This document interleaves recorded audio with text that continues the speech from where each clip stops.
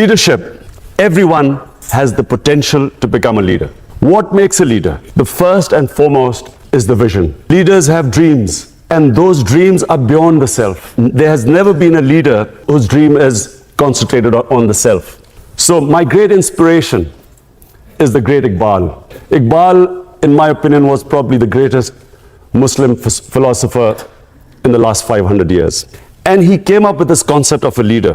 He used the symbol of Shaheen, the eagle. And why did the eagle soar above everyone else, which is what makes a leader? Because the Shaheen, the eagle, broke away the chains that keep us grounded. So what stops us from achieving this great God-given potential are the various chains that make us tread the trodden path. So the Shaheen, the eagle, has great dreams. The difference is not talent. Difference is not education. Difference is that a leader dreams what others are scared to dream of. Dream the impossible. And then that dream is, as I repeat, is not based on the self. They always think bigger than themselves. It's either the nation, the society, and then they struggle to achieve that dream. The quality that distinguishes leaders is the ability to take pressure. Winston Churchill became a leader in Britain. When the biggest crisis was faced by the country, they looked upon someone who could take the pressure. How do you take pressure? When you struggle and when you have setbacks, you pick yourself up, you resume your struggle. Each time you pick yourself up, you get stronger. A Nelson Mandela, 27 years the man spent in jail. But his dream was not restricted to himself. He was offered everything.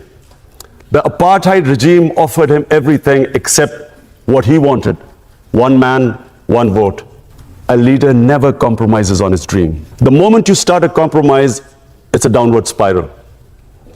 So it's when you stick to your dream and take all the pressure which you have to achieve that dream, you build that resilience, the endurance, the strength. It's like physical exercise. The bigger weights you pick up, the stronger you get. The more you pit yourself against resistance, the stronger you get. But above all, no one has ever achieved anything who's always put himself before the society. So whether it was our great leader, Muhammad Ali Jinnah, Quaid-e-Azam, he was dying of TB. He never let anyone know that he was dying because he realized that he was the only one who could have achieved the dream of Pakistan. The dream for Pakistan was not for himself because he was already dying of cancer, of TB. The dream was something beyond the self. So was Gandhi, another great leader.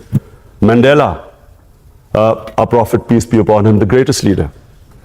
When he struggled for 13 years, every hardship he faced in these 13 years, and eventually when he headed the state of Medina, and all the hardships they faced, but when he was in the 10 years when it was at the peak of his power, the famous address at Arafat, where 100,000 people standing and him addressing them from the Mount of Arafat. And he asked the people, can you bear witness in front of God that I have conveyed his message to you? So the 100,000 people said yes. And then people started crying. They started crying because they realized that he had just come to deliver a message. The objective was not power. He still lived in that little house which was the Masjid al-Nabi, the little few rooms which he had when he came with nothing. So it was never for the self. And the moment he had achieved his mission, everyone cried because they knew that he was going to go. If you look at any big name, they had a bigger vision. So number one is the vision.